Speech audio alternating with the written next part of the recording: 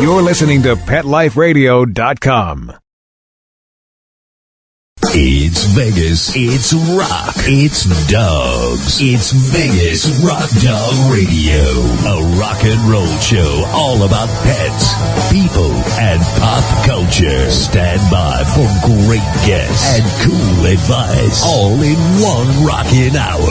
The phone lines are open at 702-483-4444. That's 702-483-4444. Now, let's bring on the host. Here is the rock and roll queen of dogs, Sam.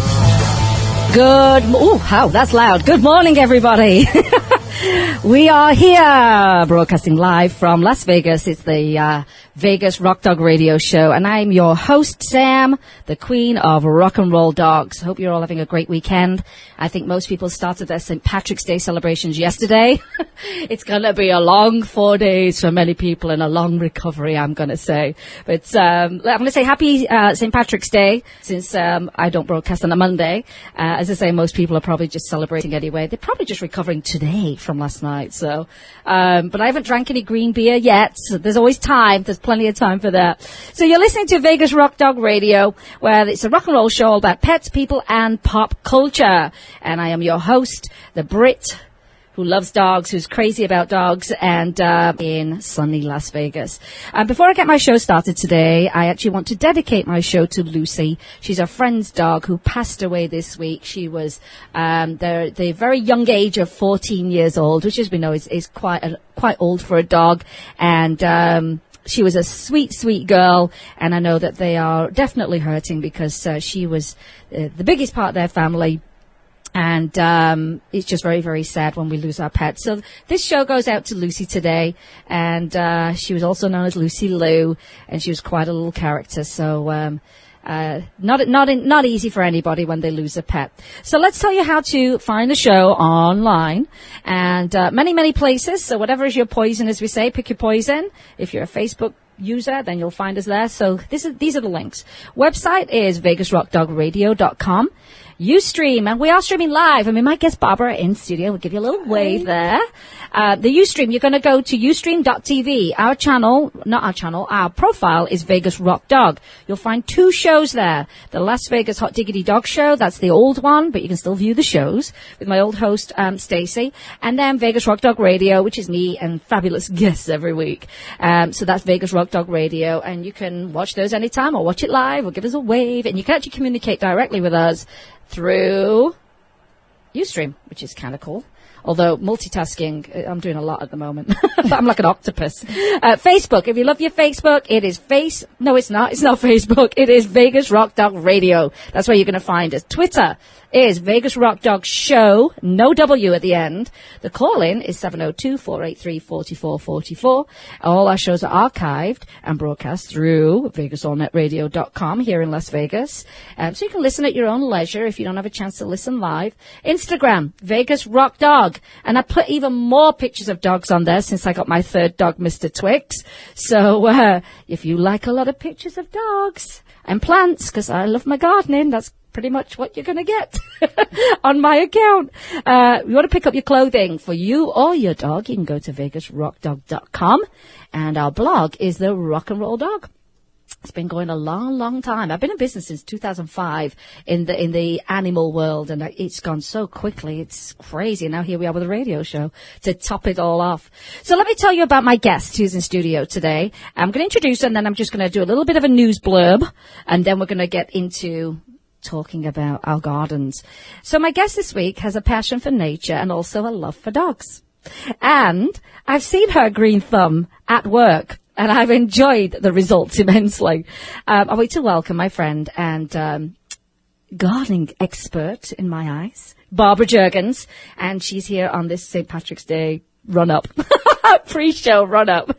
How are you, Barbara? I'm doing great. I think some of my friends are like, yeah, I'll come to the radio show. Oh, okay, I have to go on a radio show now. Is that how you felt, Barbara? It is. Yeah, it's scary, isn't it? It's like I have to run and get ready. Yeah, I know. It's crazy. It is. I say everybody loves to come on radio, but when the reality sets in, oh my gosh, what am I going to sound like? What am I going to say? I'm going to say the wrong thing. You know what? You can never say the wrong thing because I'm asking you questions about you. Okay. Those were all my thoughts, Yeah, too. and if you don't know about yourself or your product, maybe you shouldn't do radio. There you go. So, we're going to talk about our gardens, how we can make them safe, how we can plan them so that not just we can enjoy them, but also our pets can enjoy them. And we've got some really great tips, and I think you're going to find them very, very useful, especially since we're now in the planting season. You know, I mean, it just seems to, we may have people elsewhere that have got snow on the ground and they're thinking, planting season? But we've been warm for a while now, haven't we? This weather's been great. We have. And actually today, March 15th, is our drop dead date for frost. Oh, is it really? So, yes, I'm going home and I'm going to be planting. She sticks by the rules. I've been sticking stuff in the ground already. I've been breaking the rules. You know, I do some years. You do get that feeling though, don't you? You're like, oh, it feels like spring right now. And that's usually like in January. Oh, it feels like spring. Yes. Because it warms up so quickly for us, you know. Right. But we can sometimes get caught off guard, can't we, with a crazy frost that comes in. Yes, and then it'll kill your plant. Yeah, so don't get too eager like I do. I just got lucky this year, that's all I'm going to say. So here's a quick news update. I don't know if you read in the news, once again in Vegas, there's actually an arson case, another one, not the Gloria Lee one with the puppy store, but there's another one, and it's where 4 innocent pets were killed in an arson fire. And there's a rally for justice on Monday, March the 17th at 6:30 a.m. I said a.m. there, and that's at the Regional Justice Center, because again, we have to raise awareness that, you know, these cases have to be prosecuted the right way. You know, these are very serious actions that people take. You know, you can't set a place on fire with your animals in it. I mean, you just can't do that, you know, not without serious consequences. So a big part of us actually going down to the Justice Center, so you've got your Nevada Voters for Animals who will be down there, is to raise this awareness and to make sure people understand, you know, that you can't do this kind of thing and think you're going to get away with it, because it's not right. We have to lift our profile in Nevada of how we view animals. We've had some really horrible cases that doesn't make us look good. I mean, it just doesn't make us look good, does it? You know? Right. What's going on in our state that we've got trapping going on, we've got horse tripping going on, or trying to go on, you know. We've got, you know, puppies being, you know, attempted to be burnt in a fire. We've got abuse. We just can't have this. We've got birds getting their heads ripped off. You remember that one? Yes. At the Flamingo Hotel? I mean, these are not good situations. And, you know, we're a little bit different from other states. We don't have the strongest of laws. And that's why next week we're having Gina Greason on the show, because she's with the Nevada Voters for Animals. She authors the bills, and she's on this. Trust me, she's on our laws. She's making a big difference in the community. And you know, we're getting there. We're making some strides, which is great. But you know, other states are pretty harsh. We're harsh in England. Oof, we are harsh in England, and I like it that way. You know, you hurt an animal, you'll go into jail. There's no way for them to protect themselves. There isn't. They are innocent. They cannot speak up. And some, you know, people say, why are you helping animals and not kids? You know what? Your passion is your passion, isn't it? You know, your cause is your cause. Right. And, you should never insult anyone that does volunteer work and has a passion. You know, I find it insulting when people say that, why don't you do things for kids instead of animals? Don't insult me. I'm putting my time into this, you know. This is what I care about. This is my cause, you know. But yeah, it's, and it's also like what you do for a living for anyone. Why did you choose to do this? Right. Yeah. For your whole life. And hey, and you know what? There's freedom. You're not paying my bills. I'm volunteering wherever I want to volunteer, you know. But, so if you can lend your support by going down to the Justice Center, the Regional Justice Center, the Rally for Justice, Monday, March 17th at 6:30 a.m. This is for the 4 innocent pets that were killed in an arson fire. And we will keep you up to date on that. Next week is going to be a big update with Gina Greason of Nevada Voters for Animals. She's been on the show before. And I'll tell you something. Gina's run off her feet, bless her. She probably hasn't slept since 2013, I don't think, working so hard on these causes.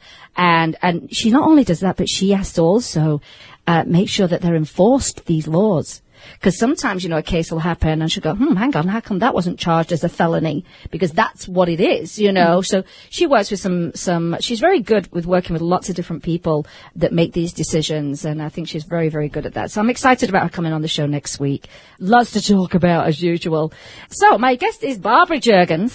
You're a member of Master Gardener, correct? Yes, I am. Do you call it UNCE or UNCE? UNCE. Just UNCE. Yeah. I'm trying to abbreviate everything. UNCE sounds good, though. So tell us what UNCE stands for. The university. Yes.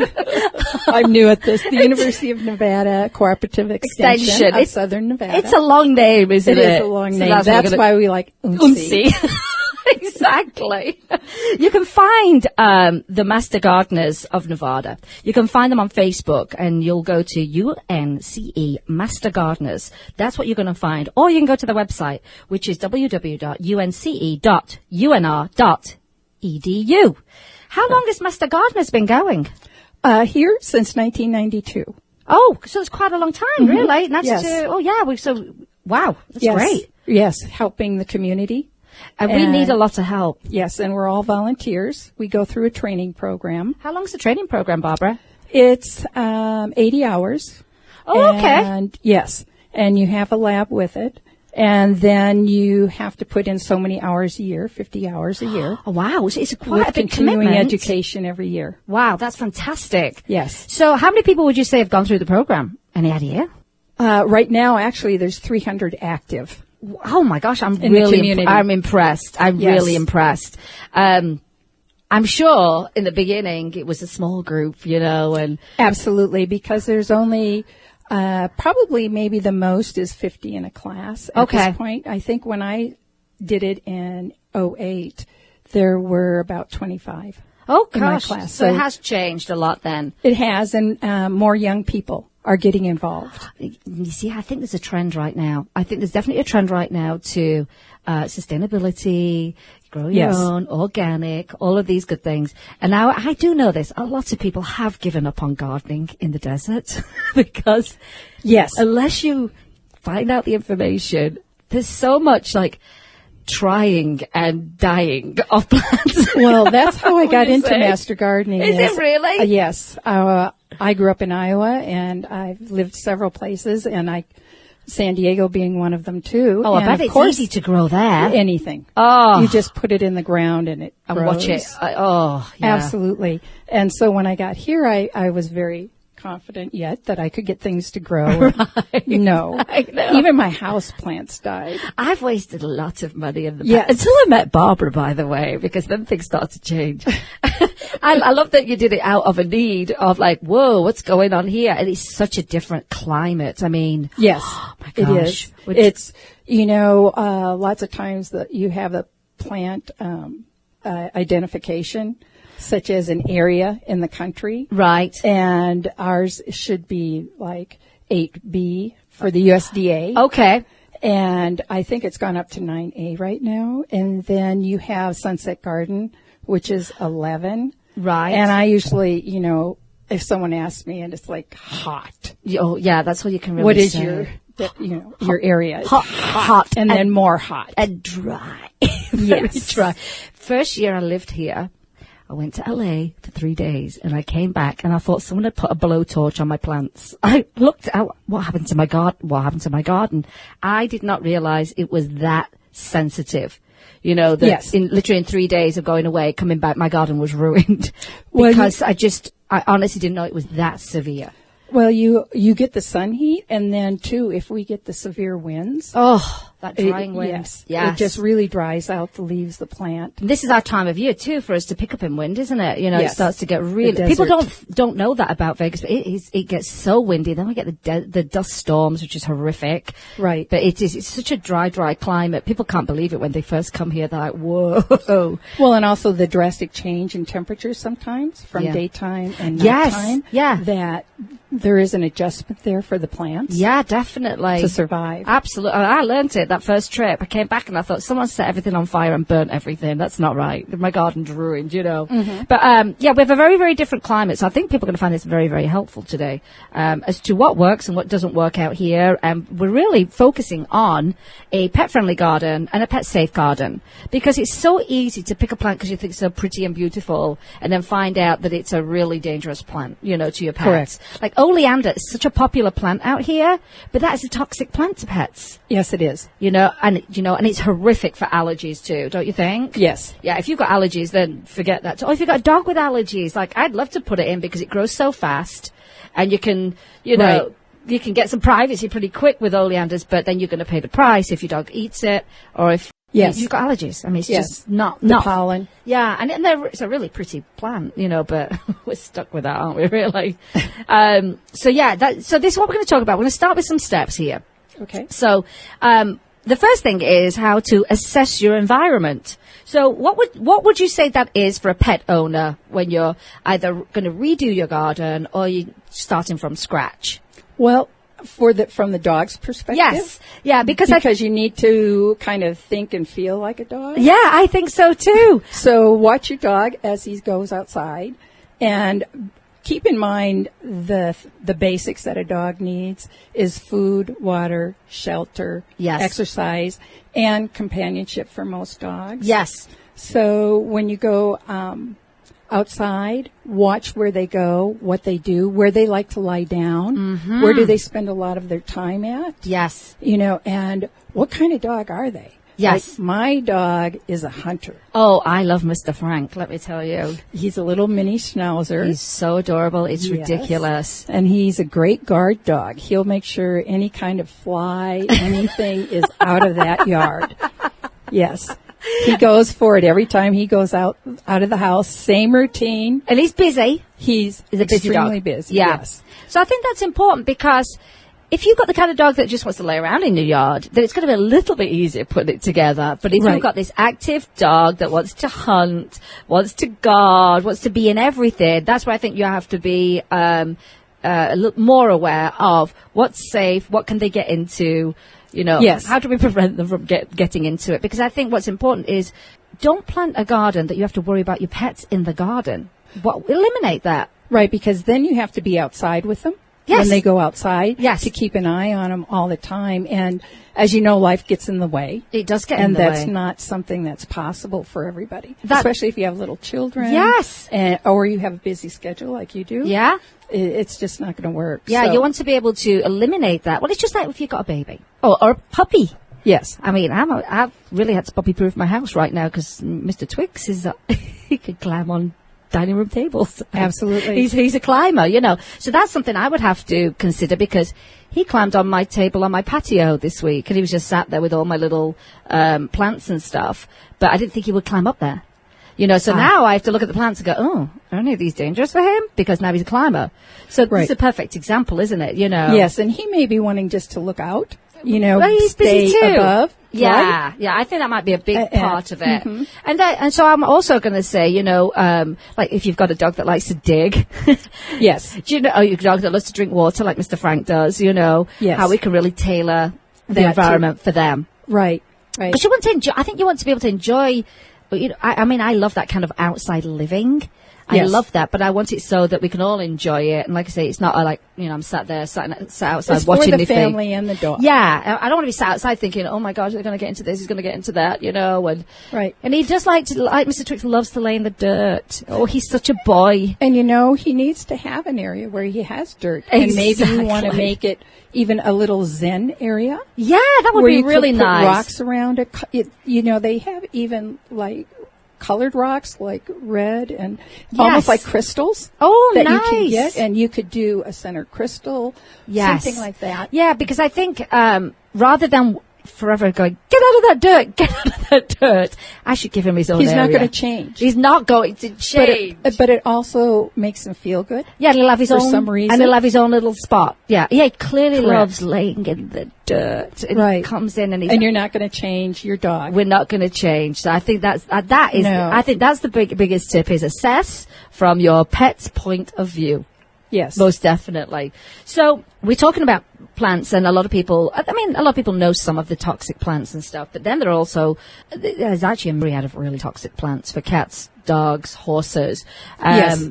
And that's, I think, is your biggest consideration, is how safe can I make this? And you may have to sacrifice and not get your favorite flower if you know that, it's going to be so dangerous to your pet. It's just, Absolutely, because safety is number one. It is. If you want to keep your pet.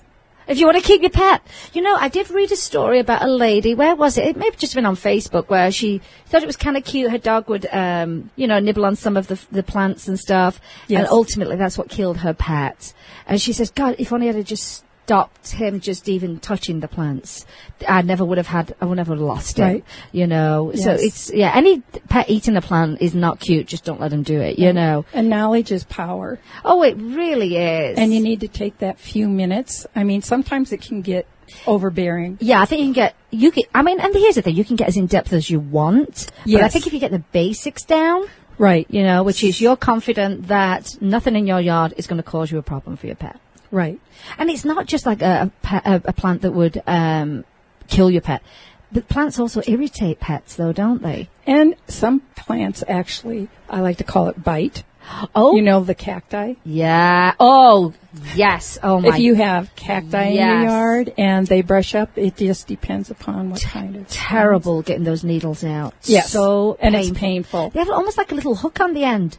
They don't just come straight out. It almost looks like a crochet hook. Yes. And this is a random story. Walking the dogs in the wind, and those cactus have like the little like round balls on them. They're like little balls of cactus. They almost look like a link of sausages. Yes.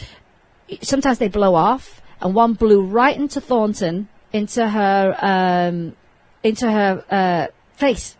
And yes. oh my gosh! And I mean, that was just like a freak kind of accident, But to get those out was horrible for her, really horrible.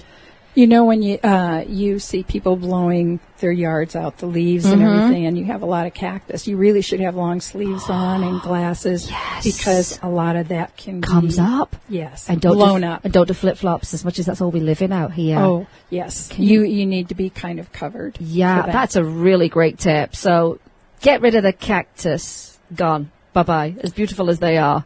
It is, and you can always put it in an area where they don't frequent at Yes. all. Like I have a very front yard. Yes. Oh my And I gosh, have it's it stunning. I should have fenced taken off. a picture of it this morning. I'll take one when I drop you off today because I will post it because it is the most spectacular garden you've ever seen. I have to say, people, you'd be so jealous of Barbara's garden. But yeah, so plants that bite. We don't need plants that bite. Do you know, I never thought about that, even though I've had the experience of It's that. just, a little saying that I like to throw out Yes. there. I think it really conveys exactly how horrible those kind of plants are, you know. Yes. Now, if you want to actually find out what plants are pet friendly and what plants are not so pet friendly, you can go to the ASPCA site. It's got a really comprehensive list. And what you can do is you can get my teeth in this morning. You can select whether you're looking for plants where you've got dogs, cats, horses, you live on a farm, you might need to check them all out. But it kind of narrows it down because there's a lot of plants to select from. It is. And then, so what that kind of leads to a little bit, and before we actually take a quick break, is if you end up in those situations where you've got a plant that is toxic, you then need to be prepared for any kind of emergency too. Correct. Until you decide that you need to pull them out and get rid of them. And so, what you would want to do is you want to have, the pet poison hotline, information close at hand, petpoisonhelpline.com. They actually do not charge. And I have used it before. They do not charge, so it's even if you're making your way down to an emergency pet hospital, you may want to be calling them at the same time and think, I'm doing my pet right now, before I get down there. I think that's important. And wouldn't you say, Barbara? Yes. And then also, you can also call it is the ASPCA that has that hotline as well, correct? Yes, they do. But they do charge. And they also have yes, I believe it's $65 for a charge. Okay, so be aware of that you may be have to pay a fee, but your first bet would probably be calling the pet poison hotline. Right. And actually they both have a toxic and a safe list for plants. Perfect, because you may not know. You honestly may not know. You just go, I don't know, I just saw my dog eating an aloe vera. Correct. And those lists may differ. I think they None would. of them are the same. I would also think, too, if you've moved from a different state and you've got a whole different array of plants you've got to deal with. Yes. You know? And you need to deal with that, too. Yeah, if you're coming from, I used to live in Nashville, I'm gardening in a very different way here, you know. Right. I'm seeing plants I've never seen before because, of course, there's native plants, you know. I'm sure they're trying to get all the plants. Oh, my gosh. It must be an ongoing but project, you know what I mean? Correct. Constantly adding. And here's the thing. How do you find out they're poisonous? Until someone's pet ends up ill from eating something, and I guess then there's a report happens, and then they figure out, X amount of cases of this have happened with this particular plant, so now we're going to deem it as toxic. I'm assuming that's it. Plus, I'm sure a lot of plants have the same kind of, I don't want to say chemicals, but what would I say in them? Structures?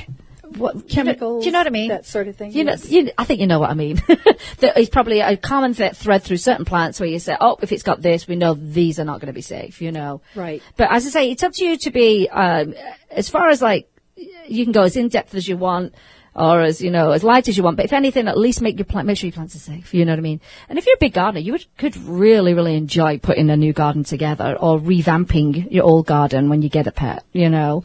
Yes. I think you could really make that a really fun project. You can. And as far as with the dogs, usually their path that they go in every day is something that you have to leave for them. So don't plant any plants in that area. Yeah, don't get rid of their little routine. We all Right. like a routine, don't we? You know, coffee at They 8, do. you know. It's like, So you could outline it a little bit. Yeah. That kind of helps him and helps everyone else in the house. Yeah. And the little kids. because you don't want to disturb your balance. No, Balance not is an at all. important thing, I think. Well, listen, Chris, let's take a quick break because we've got a little bit more to talk about as far as planting and how to have a fun garden for you, your family, and your pets. We'll be right back. You're listening to Vegas Rock Dog Radio. With me, Sam, your host, the queen of rock and roll dogs. We'll be right back.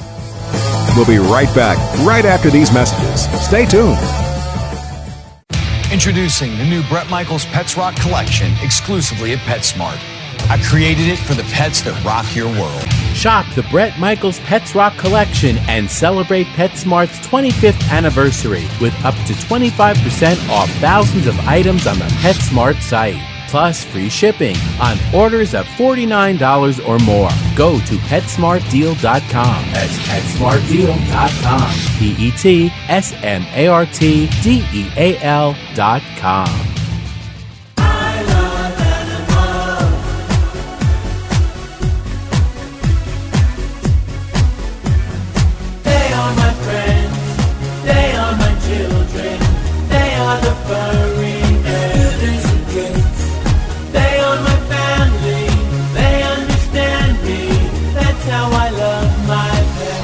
I Love My Pets, the new single by Mark Winter, available on iTunes. Let's Talk Pets on PetLifeRadio.com. Now, let's return to Vegas Rock Dog Radio. Here again, your host, the rock and roll queen of dogs, Sam. Hi, everyone. You're back. You're listening to Vegas Rock Dog Radio with me, Sam, your host, the queen of rock and roll dogs. And my fabulous guest today is Barbara Juergens, and she is part of the Master Gardeners group here in Nevada. We're talking about pet-friendly gardens, how to plant them, how to do some research so that you can have the best result. Really, really important. So I'm going to be posting a lot of these resources, a lot. So you've got the ASPCA's website where you can choose to look at the non-toxic and toxic plants for your pets. It's going to eliminate a lot of problems for you. You want to keep it nice and safe.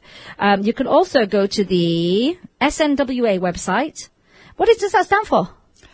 Southern Nevada Water Association. Okay. Oh, yeah. Because sometimes they send, you tell us how much we can water and stuff. Yes. They have the info on They there. tell you when and how. And across the street from where I live, in fact, where Mr. Twix came from, because that's where he lived, is Acacia Park. And Barbara, you had a big hand in making that look amazing.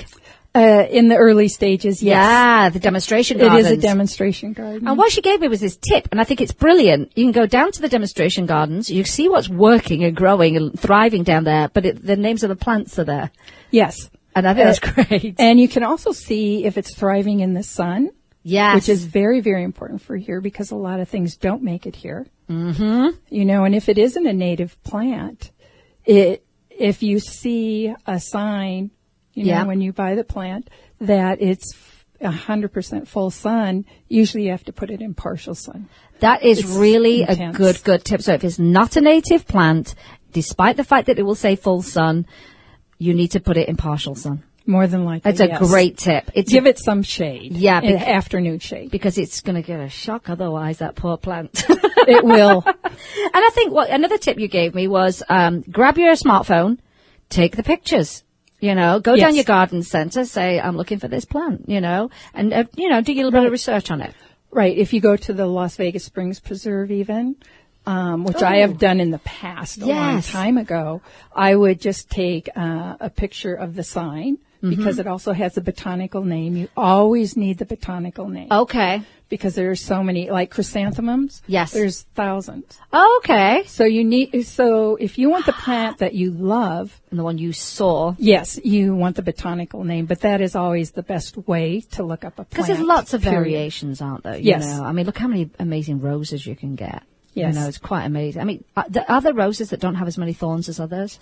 Actually, I just started propagating two from 1887 and I think 1898. I'm not sure they're going to make it, but I'm trying. But they don't have as many thorns on them as the ones nowadays. You see, that would be something if you can get plants that don't have the thorns on them. That's going to be a little bit safer for your pets too. Correct. And sometimes, all they have to do is have a little run-in with a rose, and then they know. Oh yes. Yes. It's a quick lesson, isn't it? Yes, it is. And usually they stay on, not like the cactus. Right. I found that my roses grow really well out here. Nice. I know. You So, did it right. I thought I'd better touch some wood or something. So, there are a number of ways, like we talked about. Your pet can actually get sick, and that's like by either ingesting a plant, pesticides, herbicides, and fertilizers. Are there some organic choices that people can use for those that are safer for your pets?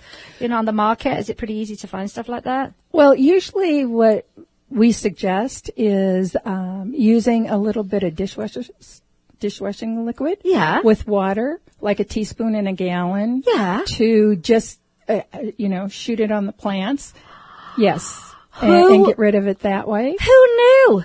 Oh my gosh, I had no idea that you could do something like that. You can get rid of it, a lot of them that way, or just a real strong spray of water. Okay. Sometimes on the plants. Will work. And you just have to keep your eye on it. And then there's the old pick 'em off routine. Oh. If you've got the hornworms or anything.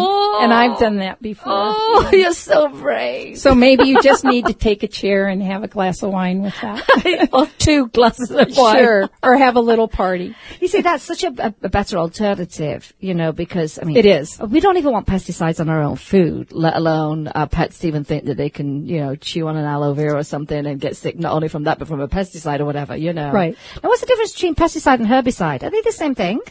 Herbicide is part of pesticides. Okay. An herbicide is used to kill weeds. Okay, and the pesticide is for pest. Duh. Right. Herb and pest. Hello, I'm having an epiphany here today. See, and then insecticide would be for insects.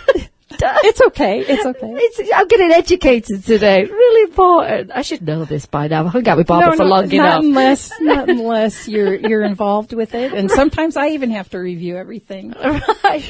Oh, there's a lot though, isn't there? I mean, there is a lot, and constantly learning, constantly trying, and try to educate the community as best we can. And I think there's enough room for all gardeners. You're almost with like different opinions. You're almost like a fast forward for people, when I can say, Barbara, I want to plant, she can say, no, that's not going to work out here. That is a great fast forward for me, because she got the knowledge. I'm very lucky to have her to call upon for those reasons. And for people who don't right. have someone, but just create friendships. And also we have a hotline here, 702-257-5555. Oh. And that's Monday through Friday, 8 to 5. That's great. And you can call, and sometimes if that's not a person's area of expertise, they'll just say, we will get back to you. We will research it and have an answer for you. There's hope for all of us now. I think that's great because where else would you go?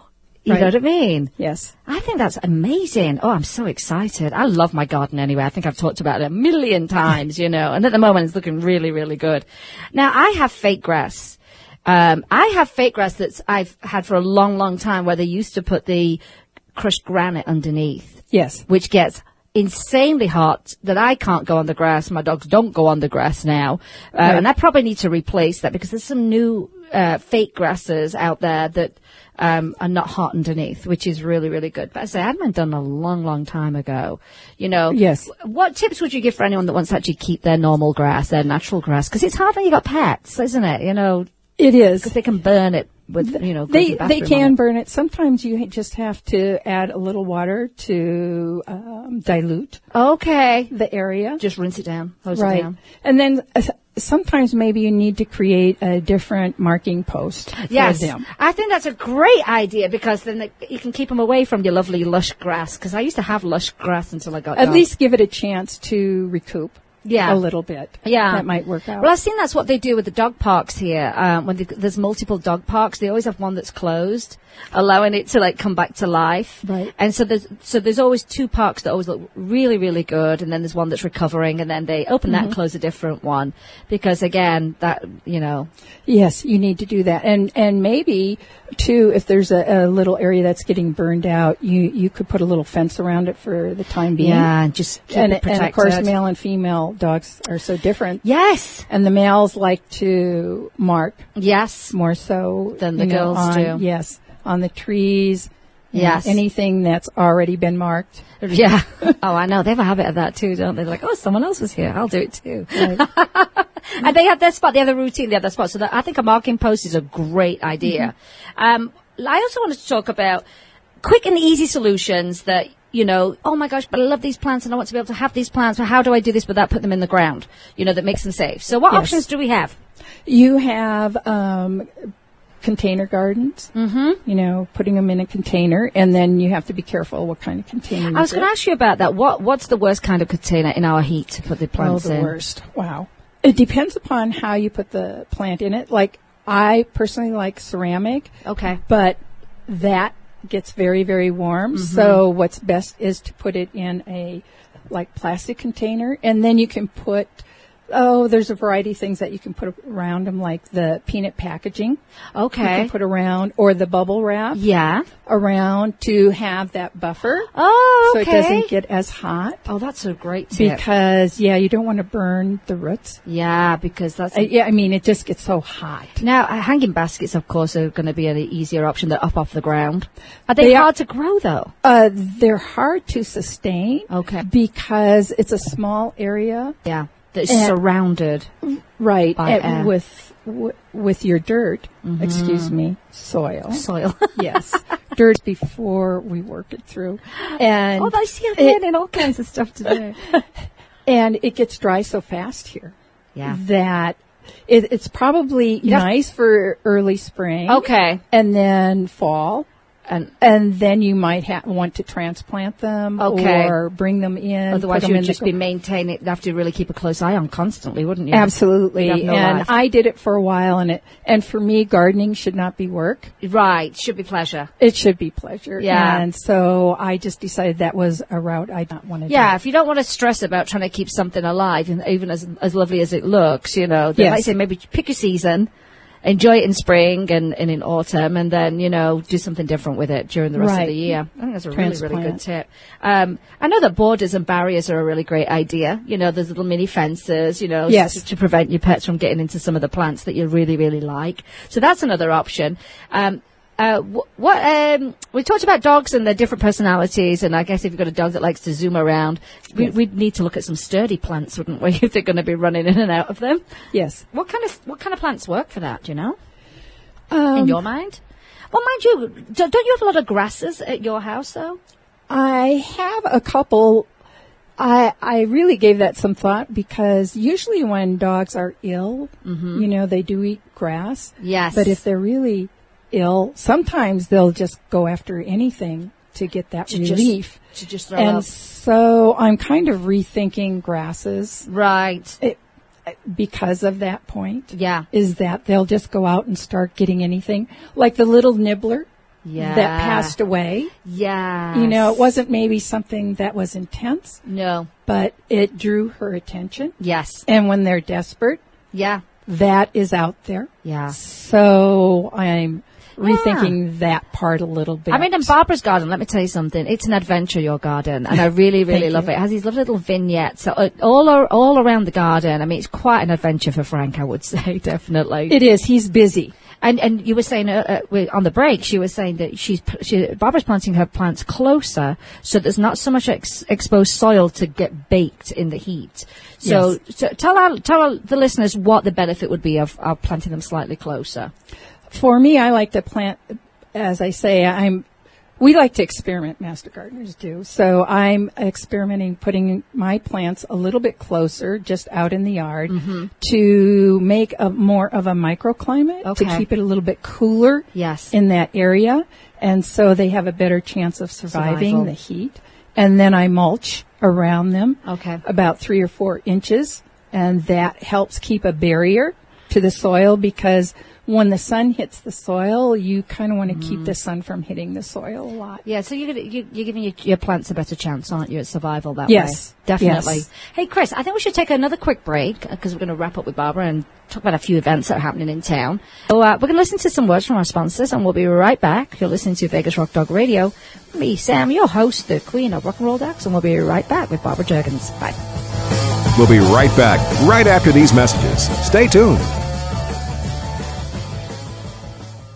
Petco, where the pets go. Petco, where the pets go. Pet Life Radio has tail-wagging, fur-flying, fabulous deals for our listeners from Petco. Get $6 off your order of $60 or more, and up to 40% off the entire Petco site. That's right, but that's not all. Because you're a Pet Life Radio listener, you'll also get free shipping on your order of $49 or more. $6 off, up to 40% off, and free shipping from Pet Life Radio and Petco. To get these awesome deals, go to PetcoDeals.com. That's PetcoDeals.com. Petco, where the pets go.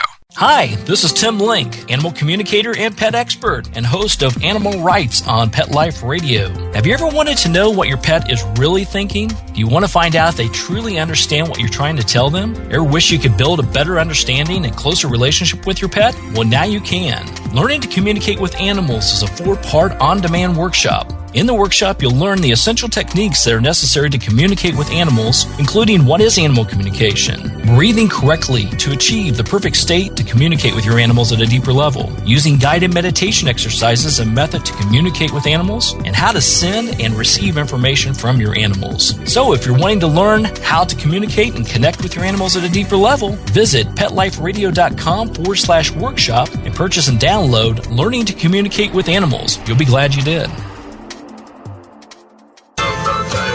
Hi, I'm Lisa Smith-Putnam, the host of the new and exciting show, Your Pets, My Dogs, here on Pet Life Radio. Your Pets, My Dogs will feature celebrity interviews, we'll talk to everyday pet owners, and more. Listen, I am here to entertain you each and every week, right here on Pet Life Radio. Again, that's Your Pets, My Dogs. I'm your host, Lisa Smith-Putnam. Your Pets, My Dogs. Your Pets, My Dogs. Let's talk pets. Let's talk pets On Pet Life Radio. Pet Life Radio. PetLifeRadio.com. This is Vegas Rock Dog Radio. Vegas Rock Dog Radio.